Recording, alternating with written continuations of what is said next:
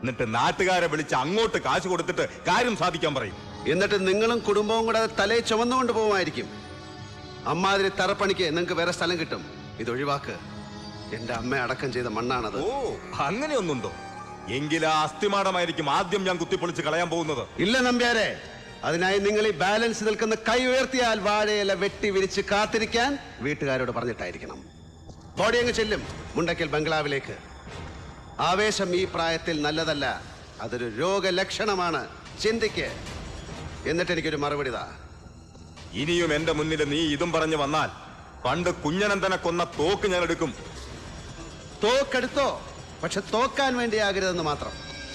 ഒറ്റ കയ്യിൽ double barrel പൊക്കി എയിം ചെയ്യുന്ന നേരമൊന്നും എനിക്ക് വേണ്ട. ഞാനിങ്ങനെ പൂരത്തിന്റെ സാമ്പിൾ വെടിക്കെട്ട് നടത്തുന്ന പോലെ ഈ 6 അടി 1.5 ഇഞ്ചിൽ സവാരി ഗിരിഗിരി നടത്തും. കടകടകടകടാന്ന്. ഒന്നും രണ്ടുമല്ല, കുറെ ഉണ്ട്. പല സൈസിൽ പല രീതിയിൽ പെടയ്ക്കുന്നത് എന്റെ കയ്യിൽ.